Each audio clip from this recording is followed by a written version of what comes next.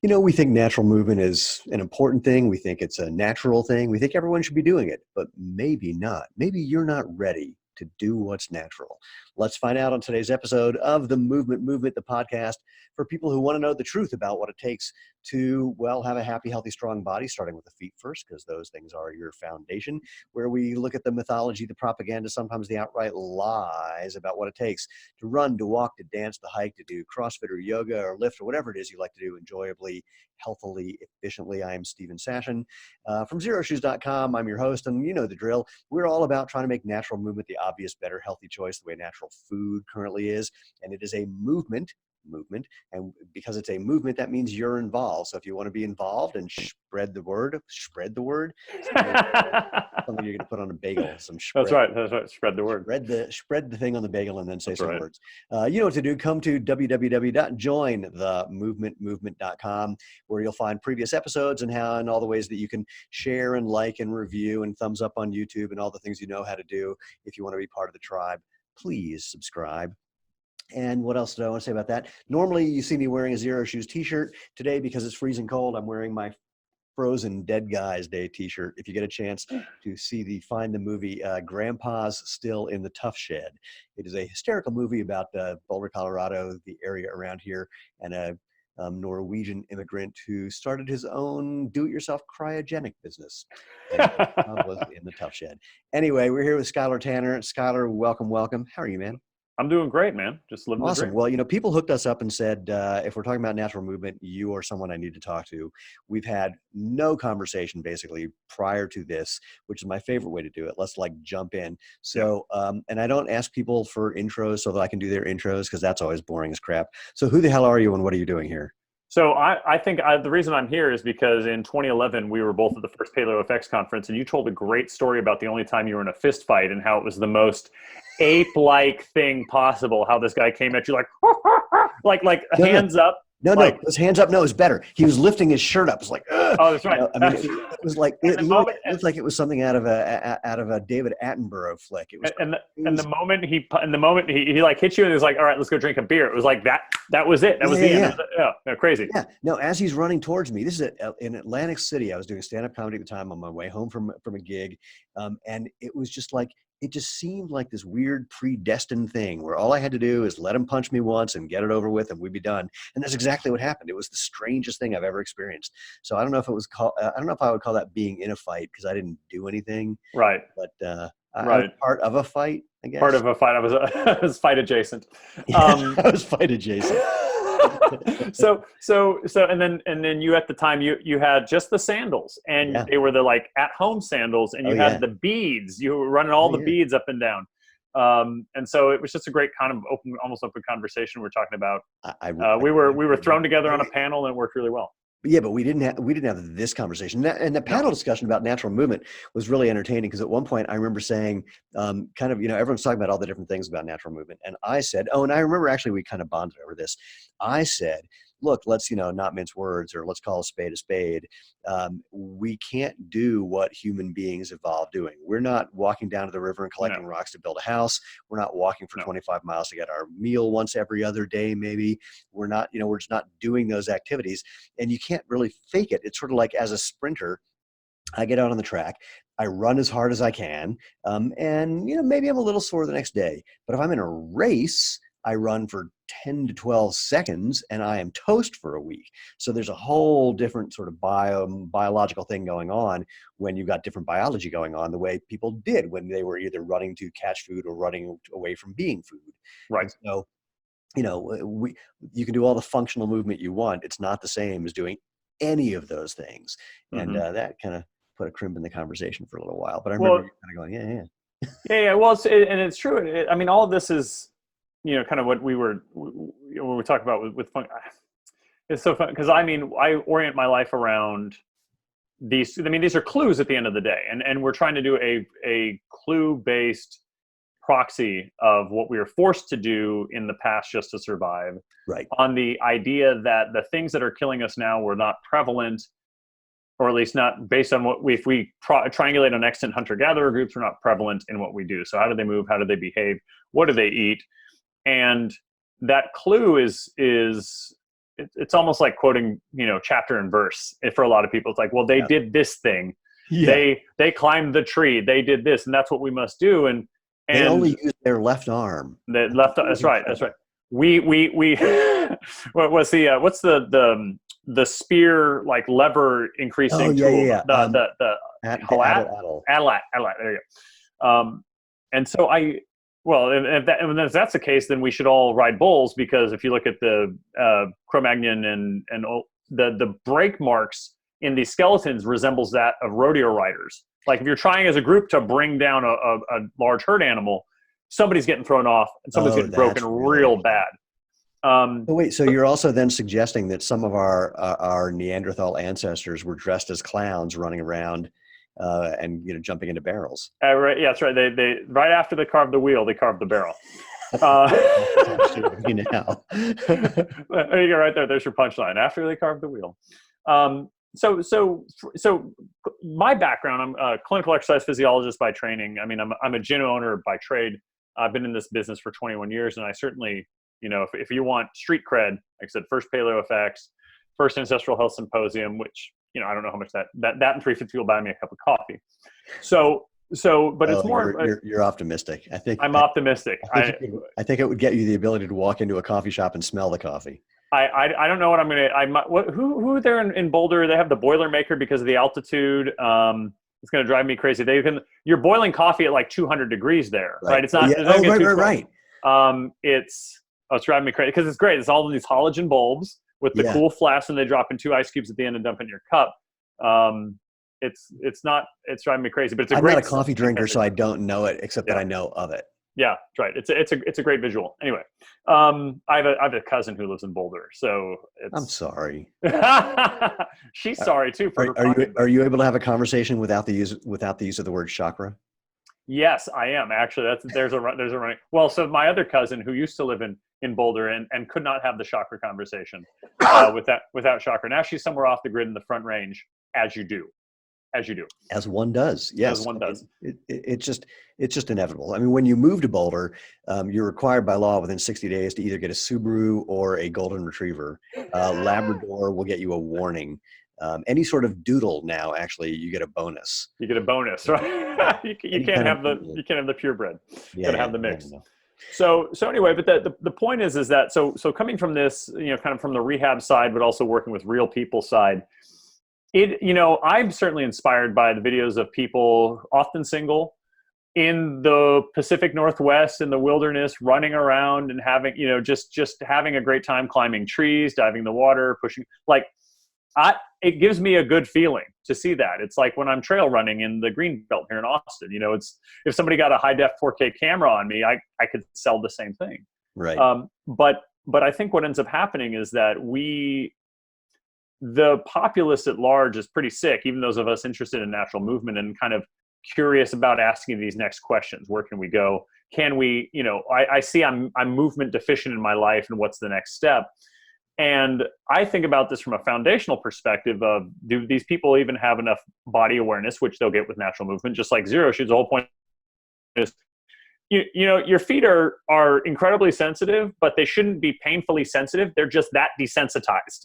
Right. Initially, it's like, I mean, how many people have told you at trade shows, like, I like what you're doing, but my feet, I can't walk in. My feet hurt when I'm walking barefoot. Well, not a whole lot, but the way, when people say to me, I can't walk barefoot, they usually say something like, oh, I have plantar fasciitis. And I say, so first, let me stick my thumb in your calf and see if I can find a spot that if I dig on that, your quote plantar fasciitis goes away, which happens 90% of the time. Mm-hmm. Then for the other 10%, they say they've been wearing orthotics or insoles and supporting their feet for some extended period of time. So they're not walking barefoot because it's not painful from a sensation level, but it's painful from what's called a structural level. And I say, well, that's because, it's sort of like if you've had your arm in a cast for a year and then you take it out of the cast and someone throws a weight at you. I mean, let your feet move and start building up some strength again. Right.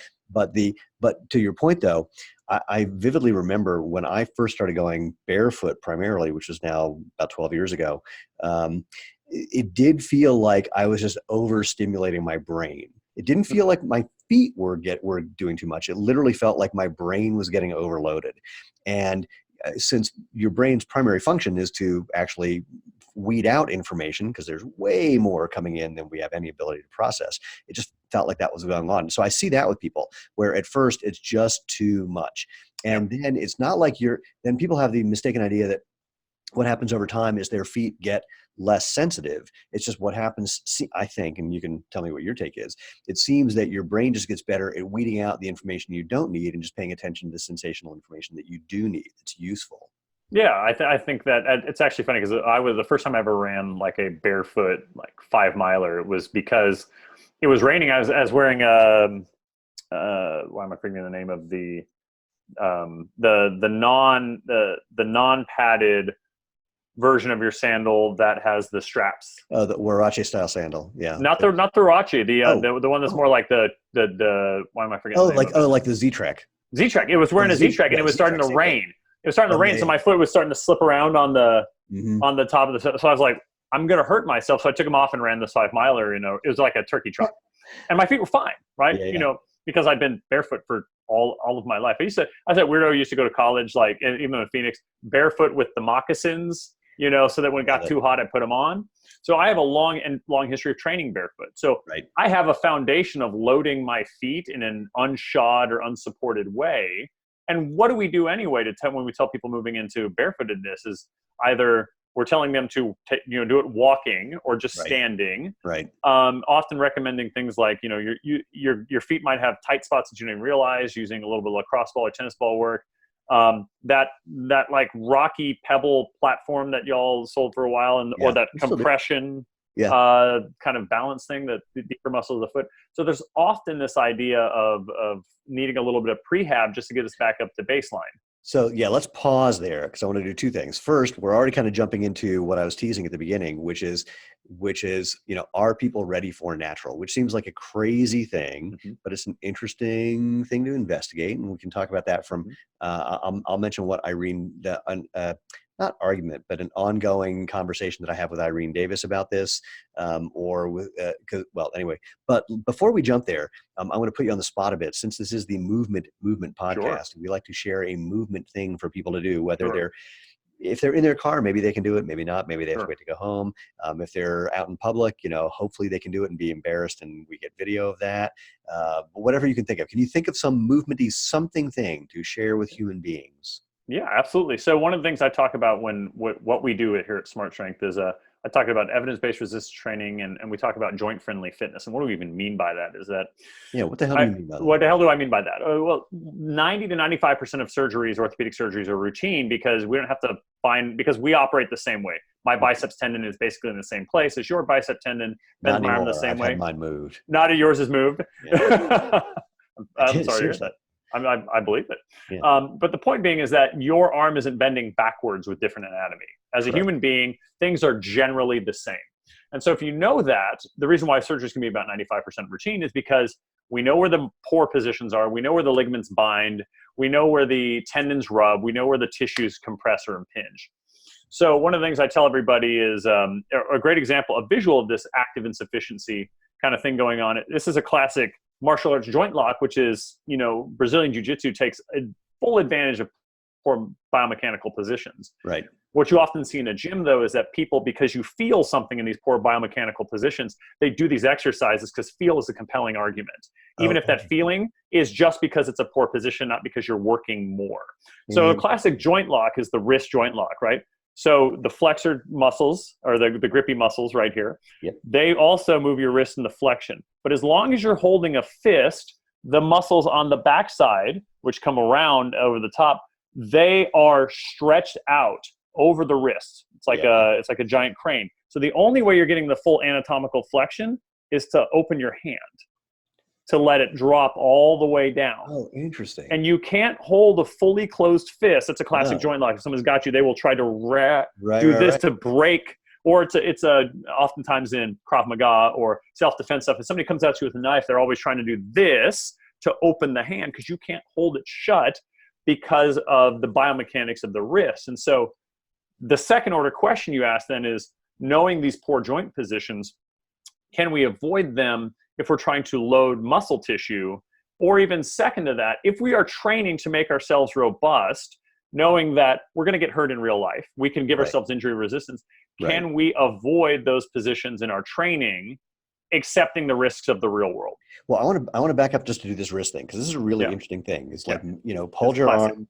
Make a fist. So your forearm's Your perpendicular. forearms were perpendicular. Right. Right. Nice straight wrist, make a fist and Make bend a as fist. much as you can. Flex. Right. Right. Now open your hands and watch how you can bend your hand more. Yep. Try to make a fist there, and you can't. You can't And close the fist. a whole bunch of tension in the front part of my forearm. Mm-hmm. It's actually more in the front, which is kind of funny because the back is getting more stretch. Yep. That is like a really weird thing. Now, I did Aikido for years, and same thing. It's like, what you want to do is put joints in positions where they don't want to move, and then kind of in other positions they don't want to move.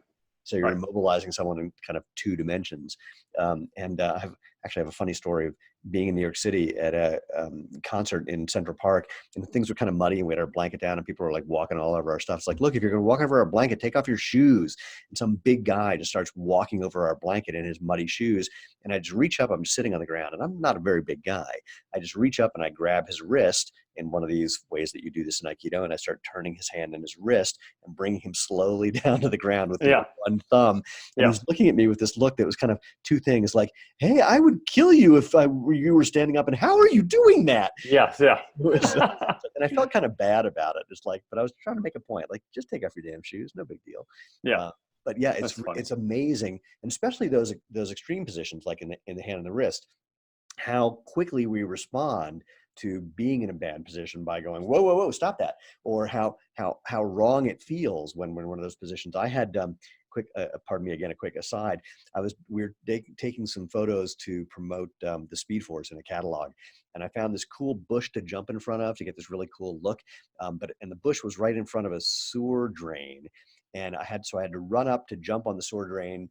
Or off the sewer drain in front of the bush, but I couldn't run in this like parallel or in a straight line because there was all this mud on the side of the road, on the part on the bush side of the street, like over the curb. So I had to run on the street, jump onto the sewer drain, then do this leapy thing.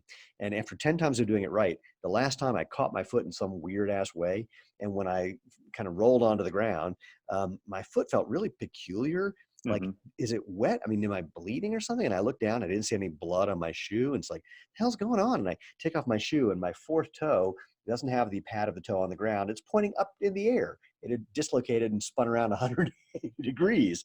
And yes, that look on your face was on my face. Like, it just was so wrong. And it didn't hurt. It was just like, oh, that is just not supposed to be that way. And I was surprised at how intense the oh my God reaction was, considering there was no pain. And then I just touch it and it snapped back in place. Like, oh yeah, that's probably not good.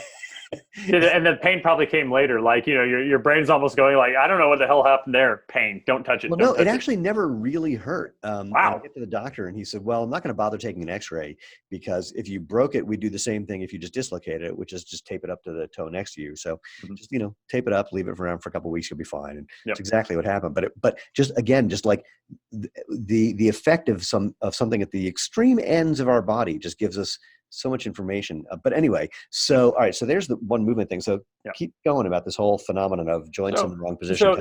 So when I talk to clients about, and we'll bring this back to natural movement and kind of the point I make here as somebody who likes to I love this stuff, but the idea that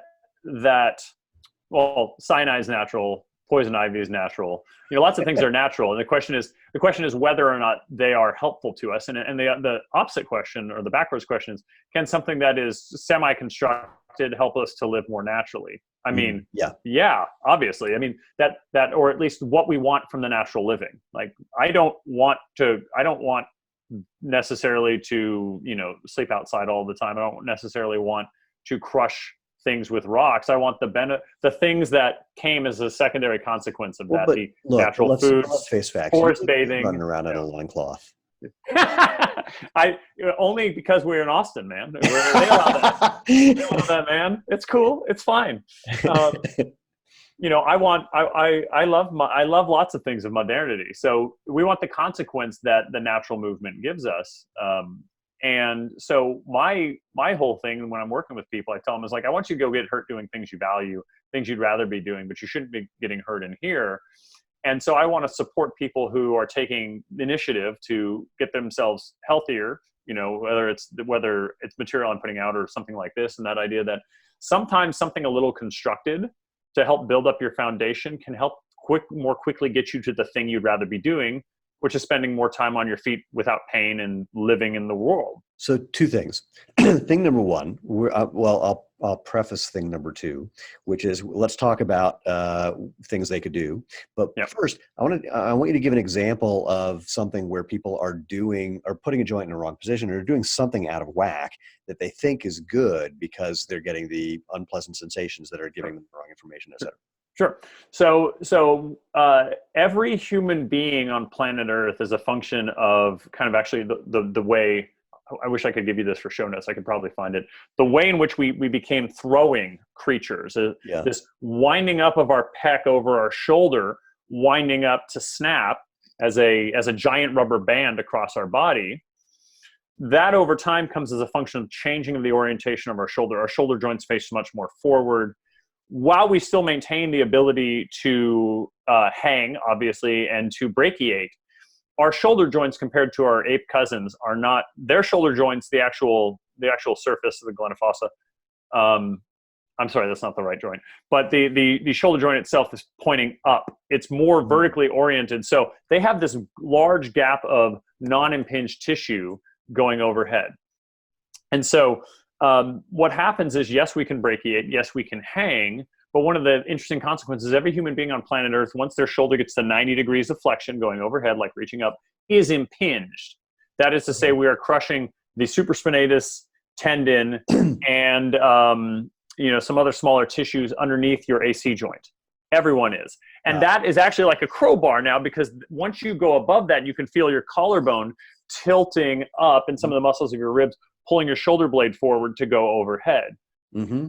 Okay, so what ends up happening is when people are doing kind of overhead press movements, or they're hoisting things overhead, it's a little bit like negative compounding, because you're just scrubbing these tendons underneath your underneath the AC joint, and it becomes a little bit like negative compounding. Like, I suffered it 1,000 times and nothing happened, and then snap, all of a sudden my mildly frayed tendon that was not really inflamed gives way. Right. That doesn't mean never go overhead. And in fact, it's kind of the reverse when you're doing a pulling type motion. When you pull, your lat, which is like, because it attaches to the front of your shoulder, like giant slings around your back, pulls your sternum up, which opens some space at the shoulder. It decompresses that impingement a little bit. But what happens when people are reaching overhead with high effort is they're often doing this, which is like a clamp. So basically kind of caving in your chest a little as you're trying to push. But so what's the signal that people are getting that's making them think this is a good thing? It's not that they're getting it. They feel their shoulder. So if they're deliberately like, my shoulders are weak, or I've suffered this, so I'm going to go overhead, or they'll really, this is a classic kind of overhead press that they're told not to do anymore, be pressing behind the neck. Right. Because you're most externally rotated and that pec is compressed on the shoulder. And then you're going up overhead and you're like, man, I really feel my shoulders. And the reason you really feel your shoulders is the same reason you really felt the forearm in this joint lock that we were talking about, because it's a poor mechanical position. Got it. The muscles are as contracted as they can be. They cannot contract any further. And we feel that as work, even though it's just bad mechanics. So this is an interesting thing. This is it's just making me think of what people refer to with a phrase that I hate, is the mind-muscle connection. Because your mind is connected. Well, that's a whole other story. But anyway, but the point being is, if it seems to me from what you're saying is, if you're having the joints in the right position, the only place you're going to be feeling the effort from doing some sort of exercise is assuming you're not putting so much tension in the ligaments and tendons, but fundamentally is in the muscles themselves, not in the joints, but in the actual muscle. If it doesn't feel smooth, if you're not basically feeling like, wow, my muscles aren't working, not like I'm being compromised, and something is awry. Right. And the mind-muscle connection, the way people talk about that, from my experience, is when you're really paying attention to the muscles, then you're getting that kind of smooth effort, that smooth contraction. If you're not paying attention, then you're more likely to be doing one of these things that is impinging on a joint or putting your joint in a bad position, where you're feeling something that's effortful, but not the thing that you really want to be feeling. And think about if you've ever taken, first of all, yes. And then think about whenever you've taken somebody who has been like a shod runner and tried to get them down to more minimalist. Initially, it feels awkward to them. And there's almost an education process of saying, hey, this thing that you got away with previously and felt good to you and natural to you, we need to create new awareness. And there's a lot of very explicit coaching that you have to like feel this, pay attention to how this is moving. Well, the simplest one is not even that. The simplest one is just about cadence. Yeah. So people get used to running at a certain cadence, their feet moving at a certain number of steps per minute. Right. That just starts to feel normal. Even if it's not good, it just feels normal. Mm-hmm. And to get people to start running at a slightly faster cadence, which actually solves many problems right off the bat, because you can't do what you do when you're running at a slower cadence.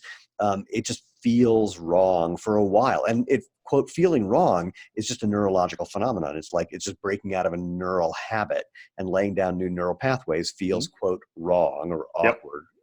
Until we lay down the new neural pathways and leave the old ones away, and then it's the other way around. Right. So that's the place. It's very, very interesting to watch people who, when you're trying to just do a new thing, your brain doesn't want you to, because it's not energy efficient to learn to do a new thing. This is another weird tangent. So I was an All-American gymnast way back when, and I stopped doing gymnastics actively when I was 32. I've spent the last, how old am I now? 57. The last 25 years. I've spent 25 years doing what I refer to as getting the gymnast out of my body. Yeah. And I've pretty much done it now. Maybe it took me 20 years to do it, but it was unbelievably difficult to just get out of having my shoulders rounded and internally rotated, my pecs overdeveloped, and it was totally stunning. That's amazing. I've got a 4-year-old he jumps off of everything. So I'm going, we need to put you in gymnastics. It's going to be great, but I can tell you, did you say it was a girl? No, he's I've got 3 sons. Like it's I don't know why. But in my mind. It was because as you started saying that, I was remembering when I first moved to Boulder, I met a woman who had a daughter who was 10 at the time, who was getting into gymnastics. Mm-hmm. And I said, just so you know, if she gets good at this, and I can tell she will, in 8 years, her posture is going to look like mine. Yeah. Years later, we looked like we were cut out of the same mold. It was hysterical. Right. Yeah, I mean, it's funny. There's a great book called, I think it's called Bodies. It was like 1999, 2000. And it's a photo pictorial of all these really high-end athletes from, probably 25, 30 disciplines. And the amazing thing is we talk about athletics as accelerated evolution in the sense that, even though Usain Bolt was taller than all the other sprinters, he was just kind of an elongated body type of a sprinter. Yeah. Which makes sense. That's why he's faster than everybody else, because he took fewer strides. He was still, he could maintain that. But it's amazing because you look across all these people and you put your thumb on their heads, and their body types are so self-similar. Right. And so, it's amazing how, coaches are good. What's the classic sprinter line? I can make you faster, but I can't make you fast. Like sprint coaches. Oh, that's brilliant. I've never heard that one. It's totally true. I can make you faster, but I can't make you fast in the sense that you come pre-equipped with a certain amount of talent. Of course, work beats talent when talent doesn't work. Yeah. Well, when I was at the World Masters Track and Field Championships in Finland, I asked all the people who are over 85, I said, so why are you here? How are you here? Is it nature or nurture? And every one of them had the same answer. They said, it's all genetics that we got here. It's all training to see who wins. Yeah. That's a great way of putting it. I wish they had more track kind of events here, because I'm like the prototypical 800 guy, like middle distance guy, but there's just not enough competition to reinforce the training. Oh, that's such there's competition, but there's like events where you go and have that, I want to be blasted for a week kind of thing. Yeah, there's not a huge sprinting community in Boulder. Even though there's a bunch of really good sprinters on the University of Colorado team, but there's not a sprinting community here. There's only a couple of us.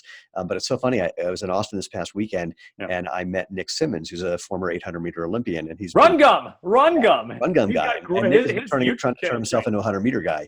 And I said to him, it was so cool watching you do this, because when you first started doing it, you just looked like an 800 guy who was just trying to move his legs faster. Right. And watching him learn to become a sprinter has been really entertaining. Yeah. I said to him, I want to race him at some point. He often races people for $100. Yeah. I think I could beat him.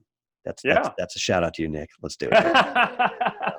Those are great videos. But it is funny because I'm going across and I put my thumb over Johnny Gray's You know who Johnny Gray was? Yeah. He was like Yeah. the Yeah. American record. I'm like, son of a bitch, like 175 pounds, 6'3", and you're just like, well, Well, man. this is also my argument when people say things like, they look at Olympic level marathoners and they look at the shoes they're wearing and then they go Yep. buy those shoes. Yeah. I go, hey, look, I don't know why you think anything that guy or that woman is doing is relevant for you. You're not a 105-pound Kenyan running at 13 miles an hour for 2 hours. Right. Or and even more than that, what was that 105-pound Kenyan doing when they were first getting started, regardless of their body type? That's a classic. Is in this book Range recently, where the author was talking about how people want to know what the coach is doing now, but that's very different than what the coach would have done with someone Way at the back beginning, when. right? Yep. And so that's my actual point about this. We'll see the Erwan LaCours of the world. He's just the most prominent. I haven't, when you're growing a business, you keep the blinders on, trying to make sure the lights stay on. But the people who were sort of like most prominent, and that's you're seeing the result of a long period of time, right, working on things. He was a triathlete before that. Like, he had a long athletic history, right, that laid a certain amount of foundation. And so it's my job, or our job, to kind of like, how can we shorten that so people can get the fun? Okay, we're going to get to that in 1 second, but I just want to tell this story because you reminded me of it. When I started gymnastics, on day one, this is in 7th grade in junior high school, the coach hands each of us, there's, I don't know, maybe 8 or 9 of us, each of us a sheet of graph paper, 10 to the inch graph paper. He says each one of those squares is 10 push-ups. Whoever fills in the entire page front and back first wins a Coke. And we were just competitive as crap. And, within a very short period of time, we were doing 1,000, 1,500 push-ups a day in spurts of 100, 150. Right. And this, because the most important movements you can do in gymnastics, pushing and then just like lifting your arm straight in front of you. Right. So, he knew, and it's like, here you go. And there was a couple ab things that he did the same thing. First one to do this wins a Coke. And it was insane. But it really laid down he knew that as however old we were, 13-year-old kids, something like that, we needed to get strong. That was going to be the most important thing for the rest of our career. And that's what we did. Messed us up. Myriad ways, but that's beside the point. So somebody comes in, so building a foundation for natural movement. This is where we all started and where we've jumped around to. So talk to me about what you do with human beings and what human beings listen to this can do to build that out. And let me actually, before we jump into that, I said I was going to talk about Irene Davis. The conversation Irene and I have, she says, people really need to walk before they run, like literally, like spend a bunch of time walking barefoot, walking in a truly minimalist shoe, like hours, then, build up for running. I say, that's cool. That's one way. The other way is run for a super short distance, 20 seconds, 30 seconds. See how you feel. If it hurts, do something different so you're having fun. If it feels like just muscular pain, just rest. You need to do less, not necessarily get stronger. It's usually because you're trying to do too much with certain muscles. If it feels like you really hurt something, then you need to pay attention to your form. And most likely you need to stop overstriding, stop pulling your foot across the ground, stop pushing your foot off the ground, pick up your cadence a little bit, et cetera. And so, I ultimately think that we're getting similar results because we're not hearing of people having a whole bunch of injuries, having a bunch of problems. We all want to make sure that people who are getting into natural running are as free from things like stress fractures as humanly possible. Because the moment one person out of a million gets one, everyone goes, see, that's bullshit, which is of course nonsense. Because the point that I always make is you have to look at the cohort of normal runners in regular shoes and see what the injury rate is there, and then compare it to people who have acclimated to natural movement. And we don't have that data, but I know you would agree anecdotally, we're pretty confident that the people who've acclimated are not getting the same kind of injuries or severity of injuries. Well, and those 105-pound Kenyans you're talking about, Daniel Lieberman pointed this out that and actually in the book Running with the Kenyans, the author was talking about how all the young Kenyan kids in in these early track meets, they're all running barefoot. Oh yeah. And then eventually because the cadence is the good cadence, the barefoot strike cadence is so ingrained, then you can go to a normal shoe and they're still landing with their foot, underneath their center of gravity. Normal-ish, because if you add enough padding to the heel, right, the normal quote barefoot gait, the heel just literally gets in the way. Just Right. bump into it, and then you're kind Right. of screwed. A guy that I met this past weekend, he's a double amputee from the time he was 4. He had meningitis, and they had to remove both his legs from the knees down. He's got I think knees down. I can't remember if he's got knees or not. Anyway, he's got a son who's 4 years old, and ran a 1 mile trail race recently and came in third to some 10-year-olds. And he's never worn shoes. Yeah. Or not normal shoes. Yeah. And he showed me a picture of this kid at the end of a race. And first of all, his form is gorgeous. Right. And secondly, he is just beaming. He's so happy. And this is my joke about barefoot runners. You can spot them from a mile away because they're looking like they're having a good time. Right. Oh yeah. It's amazing because you're right. I mean, even in the most minimal shoe, it's still different than barefoot running, and still returning that barefoot running even when you've gotten good at it. I played a game with my kids. It's like just running high fives in front of our house with like a long run up, but they have to do it barefoot. Like we have to run and do it barefoot. So it's amazing. I mean, they're running everywhere barefoot. But I think you both you and Irene are triangulating on. I'm going to use kind of distance running vernacular, even though I've run a 25K trail race, but I don't fancy myself a distance runner. If you think about 80% of your time running, which is walking, barefoot to build up, small percentage of time, maybe 15-ish% of your time with those spurty kind of stuff, maybe on an infield of a track, something like that, those softer natural surfaces. And then my point that I'd say is, it doesn't even need to be softer. I'm saying softer relative, because depending on the track, because I've got a track of stone. You don't want to have someone go run barefoot on a track because those Mondo surfaces are like glass. Right. Yeah, some of them are better. I mean, like broken glass. Like broken glass. I do it, but I don't recommend it. Right. And then I'm suggesting that when coming full circle to the biomechanics of this whole thing, at the ankle and the calf, there's only so many articulations that are like the big foundational articulations. Plantar flexion, dorsiflexion, right? Lifting your hip ankle, and you have inversion and eversion, right? Which is the wiggle. And so actually when people are coming into this, it's plantar flexion is not just the calf, the gastroc. It is the plantar. It is the muscles of the arch of the foot also contributing and building up and getting strengthened. And when we think about, I have a machine to do shin raises in here, but I have found that if you could take somebody, and I'll have to find a video for you, so to help demonstrate this to people. You put people's heels on a block and you put them kind of leaning against a wall with their toe, as if they were in really high heels. So wait, hold on. So wait, which way are they facing the wall? Their backs on the wall. Backs to the wall. Their backs on the wall. So their body's kind of like this.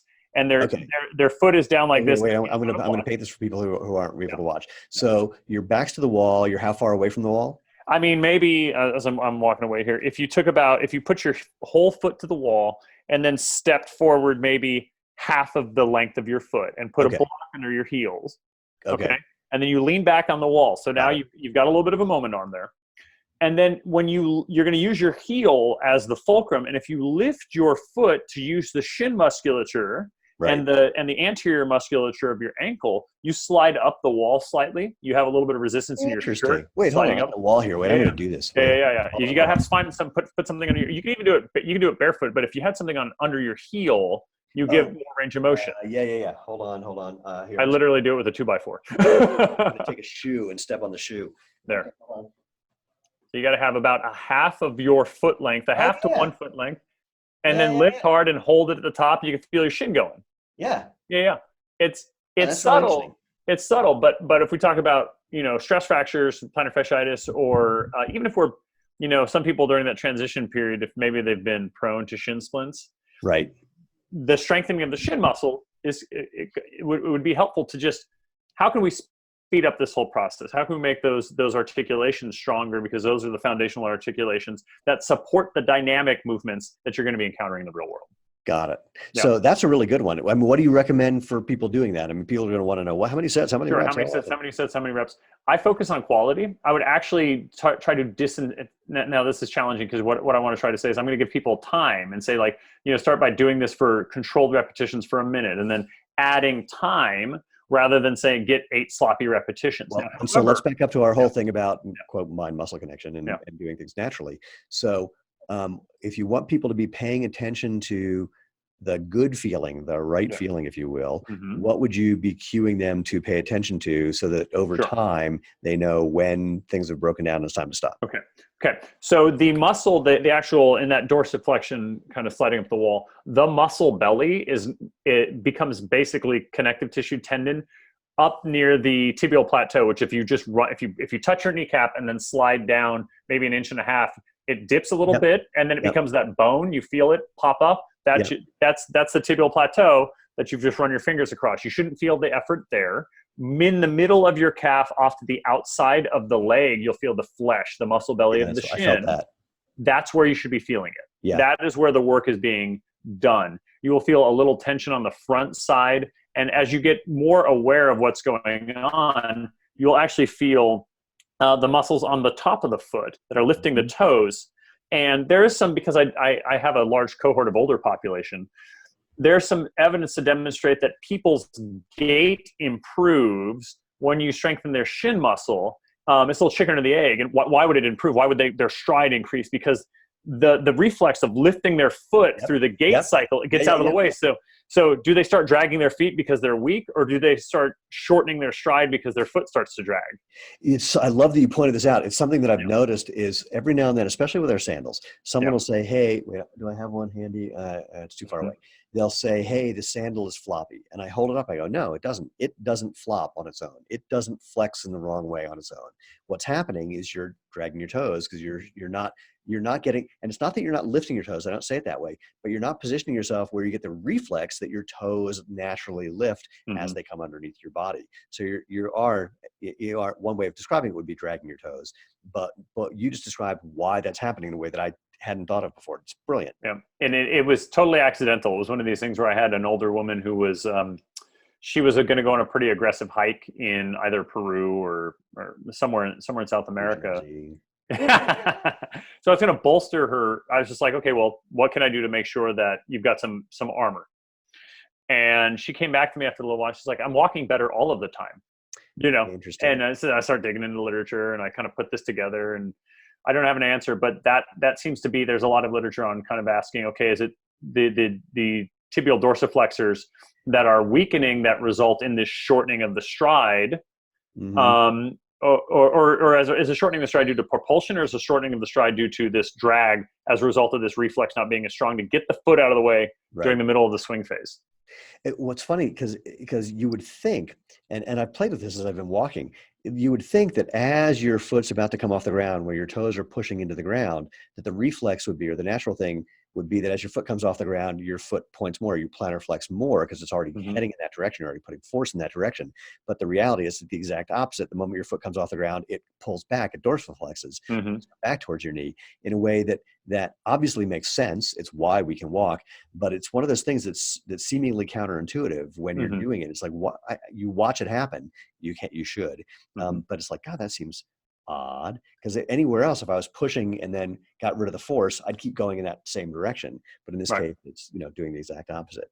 Right. Well, we're full of recoil tendons, so there's a lot of the wind up and pitch, and that's that. At the end of the day, that's the key component. No, I'm I think that this is just a tiny addition with a and the fact that you're deliberately doing this means you're bringing a certain amount of deliberate intensity to it, of course, which, as we know, pays. It done with the right dosing pays much more per unit of time. So in the grand scheme of things, I'm asking that people go, okay, what are the big articulations to build a foundation so that I can do more of the natural movement that I'd rather be doing?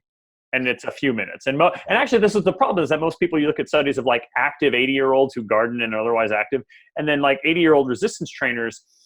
And what happens is the resistance trainers can actually volitionally recruit all the available strength in their muscle tissue versus the merely active people. I'm like, well, does that mean we all need to become weightlifters? Well, they do it in an isometric test that nobody's practiced. So nobody's training to the test, which is nice. But as a result of that, they my client just walked in, but she'll appreciate the end of this discussion.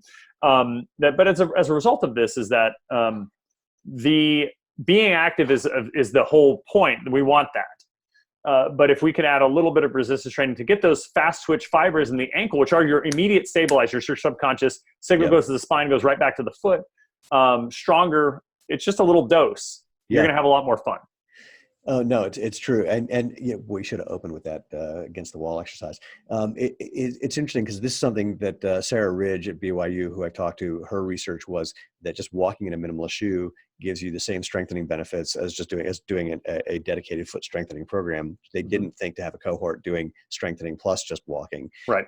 But we don't have a whole lot of time left, but I just want to check. So anything else that you want to share with people about something about building a foundation? Whether it has to do with walking, running. I mean, I like it, of course, because that's a foot thing. But anything else that would be that's something that people do that you see on a regular basis, where if they would make this little tweak, would be way helpful.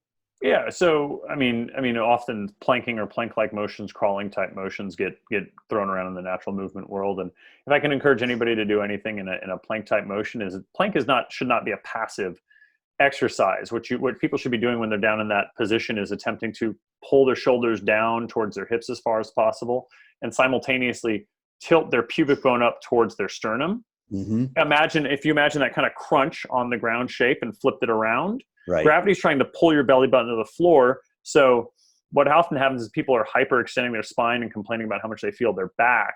And then this translates to crawling, right? Because what often happens is if nobody's been on the ground in a really long time, right, then they've got their back sagged, and they've totally spilled their pelvis in the anterior tilt, and they're complaining about their back.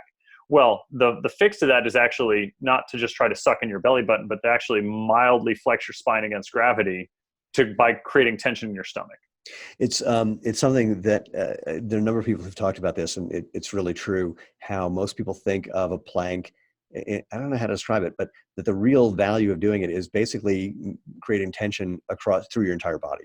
Right. And I mean, elbows down to your toes, and squeeze your glutes, which like people go, but that's on the other side. It's like, yeah, I know. Right. But that's what you need to do to engage the abs as well. It's something I've talked about before. Glenn Mills, who's Usain Bolt's coach, said that what got him to be a successful 100-meter runner was they spent a year just getting his core working, because he was just super loosey-goosey. And they had, and of course that works your glutes, that works your abs. And he's not, he hates the weight room, just hates the weight room. Usain or Glenn? Usain. Okay. Glenn loves the weight room. Usain. Because you see videos of Usain in the weight room, probably because Glenn put him in there. Oh no, he's crushing it. He just doesn't like doing it. Sure. So he used to talk about that, which is very entertaining. And there's a whole argument about whether sprinters need the weight room, and but that's a whole other thing. Anyway, anything else you want to leave people with on the movement side? No, I think we've covered it all. Exhausted. Or at least we tend to talk about it again. That sounds perfect. So, so dude, Skyler, thank you so much. If people want to get in touch with you in any way, what would you recommend? How would they do it? Sure. I'm not really on social, so it's a hard time finding me there, or at least it's going to take a while for me to come back around to it. Skyler, that's Skyler at smartstrengthaustin.com. Feel free to shoot me an email. smartstrengthaustin.com. One giant word, no hyphens. Yes, of course. It's amazing to me that people still say things like all one word or all lowercase, or it's like, come on, we know this by now. But all right, man. I think it's my mom who, still says that. It's all one word. I know, Mom. All right. Well, dude, once again, total treat. I will see you at the next Paleo FX. I'll be out there. You're going to be walking by? I might be walking by. Got shoes for you. Well, I'll definitely, if I'm there, of course I'm going to see you. All right. Okay. You know where to find. So for everybody else, where you can find me is at www.jointhemovementmovement.com. That's all one word. and because, we are creating a movement, getting people to share the fun and benefits of natural movement so we can make this the obvious, better, healthy choice the way natural food currently is. You are the movement of this movement. So share and like and review and give a thumbs up and, ring the bell so you hear about these if you're watching this on YouTube. As I always say, if you want to be part of the tribe, please subscribe. If you have any questions, feel free to drop me an email at move@jointhemovementmovement.com. If there's anyone who should be someone that we chat with on this, you can send that as well. And as always, go out, have fun, and live life feet first.